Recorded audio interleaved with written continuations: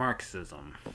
The political and economic theories of Karl Marx and Friedrich Engels, later developed by their followers to form the basis for the theory and practice of communism.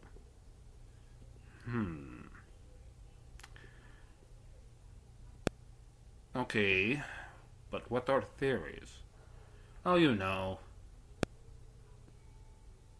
educated guesses or ideas not backed by evidence, not to be confused with scientific theories, which are in fact facts that are uh, backed by evidence. Hence, why they're scientific theories. Yes, and scientific theories require nuance and a rather interesting caveat to anyway. Um, yeah, so Marxism, not to be confused with communism. So, what is communism? Hold on, let me one moment. Damn it. Okay, here we go. Political theory derived from Karl Marx. Right. Advocating class war and leading to a society in which all property and publicly owned and each person works and is paid according to their abilities and needs.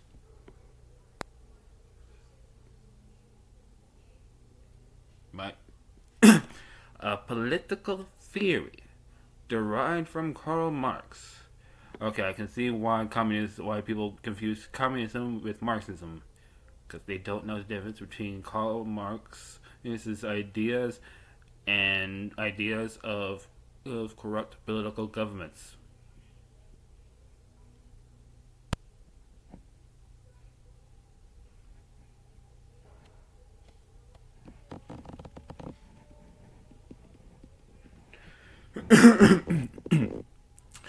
Right, right. Advocating class war. You know, yeah, I can see why. Yeah, you mean like CRT? No, not like CRT. Nothing like CRT. And leading to a society in which all property is publicly owned and each person works and is paid according to their abilities and needs. So basically, if you're able to work, you're able to get paid. You're paid what you're owed. So what if you're old and crippled? Well, it does say it's according to their abilities and needs. So you figured that one out, Chief. Okay, so now finally, capitalism. An economic and political system in which a country's trade and industry are controlled by private owners for profit rather than by the state. So, the difference between communism and capitalism is who owns the profits. Wait, doesn't that mean that communism serves for the people rather than the state? And if it doesn't serve the people and it only serves the state, then it's not real communism?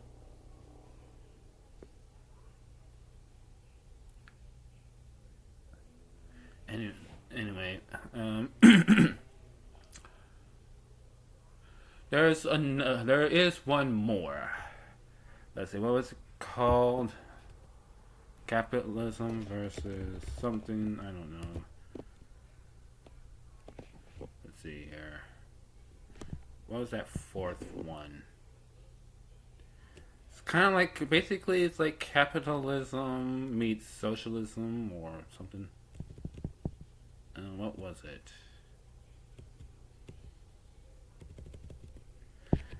Well, I'd say never mind, George, just forget about it. It'll come to me when it comes. Anyway, moving on. So, what about socialism? Yeah. Let me just look that up real quick. Come on, computer.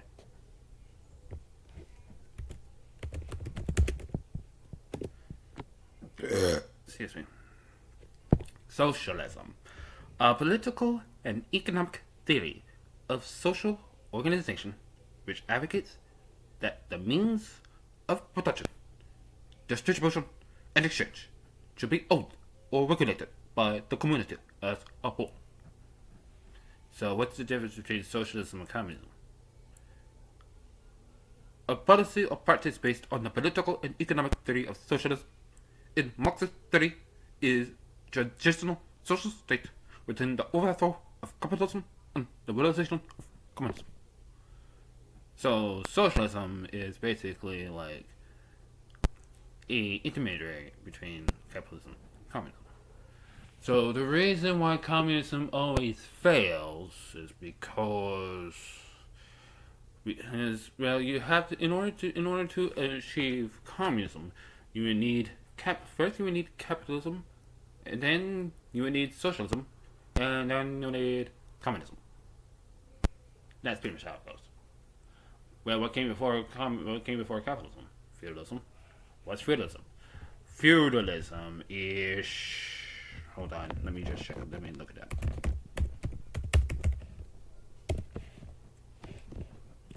The dominant social system in medieval Europe, in which the nobility held lands from the crown in exchange for military service, and vassals were in turn tenants of the nobles.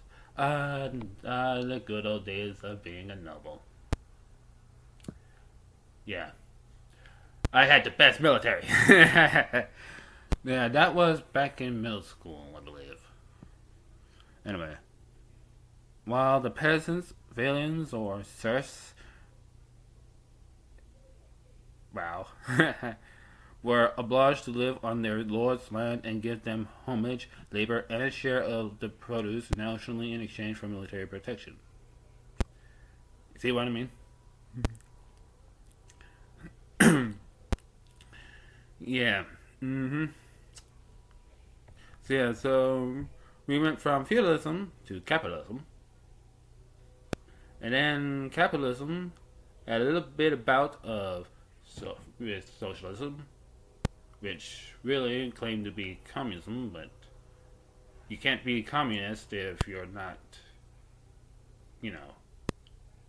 socialist. Actually, you can't achieve. It's like it's not that communism always fails; it's that socialism always fails to achieve communism or overthrow capitalism. Let's see. How did the Soviet Union fall again in 1991? How is China going to fall in 2025? Not through the means of capitalism. That's for sure. Just look at America. Yeah, but I mean, come on. America's always the reason why communism fails. I mean, just look at Cuba. Cuba is still like that, and Cuba has been like that since. The Bay of Pigs. Yeah, Cuba was never the same since the Bay of Pigs. It was never the same since the Bay of Pigs. Yep. Meanwhile, everyone who left Cuba. You mean all the white people that left Cuba, or all the rich people that left Cuba? All the rich people that left Cuba. Yeah, that would make sense. Do you ever notice that the people who hate communism that left Cuba happen to be able to afford to leave Cuba in the first place? Yeah, now all the people that are living in Cuba that are okay with it are not white. Yeah. Meanwhile, every communist country that had people leave for a better life in America were able to afford to leave in the first place. Meanwhile, black people who complain about not being able to get a leg up because not having to get themselves up by the bootstraps. I mean, if you hate America so much, why not just leave? If I can afford it, it's like you can get a better job. It's like this is why CRT is a thing, because racist people don't understand what racism is.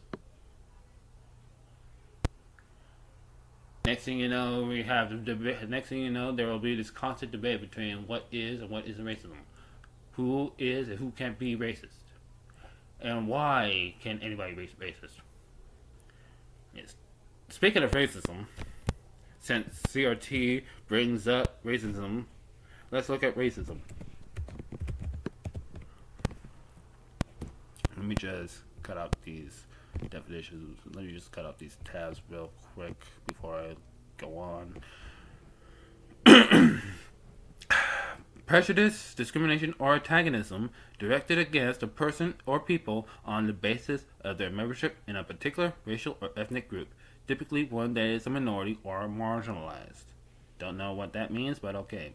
And that's the first one. The second one is the belief that different races possess distinct characteristics, abilities, or qualities, especially so as to distinguish them as inferior or superior to one another. You know, what racism actually is. Meanwhile, people focus on the first part, not on the second part. But then you have to realize, wait, in order for the first definition to be true, well, first you have to understand what prejudice is. Then you have to understand what discrimination is. Discrimination isn't inherently bad. What makes it inherently bad is the fact that you discriminate based on people's skin color or characteristics or abilities, etc. Kind of like the Jews and the Holocaust. No one will not speak of that. We will not speak of that. But we also won't deny that either. But no, seriously. To those who deny that the Holocaust did in fact happen, you're going to hell. But anyway. And then CRT. Okay, what the hell is CRT, and why the fuck are white people complaining about so goddamn much? CRT meaning. What does CRT mean? What are the 5 tenets of race theory? Cathode ray tube, that's not it. What are the 5 tenets of critical race theory? Blah blah blah.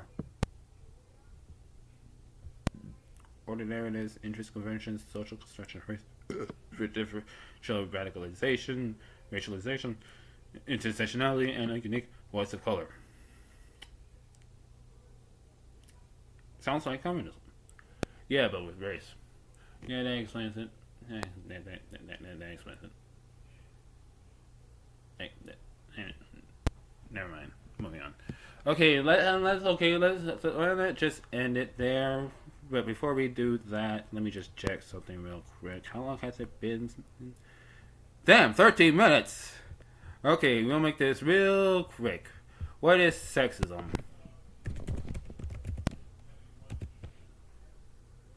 Prejudice, stereotyping, or discrimination, typically against women, on the basis of sex. Well, that's a very vague definition. Sounds like racism, but less vague, more distinct, more binary, if you know what I mean.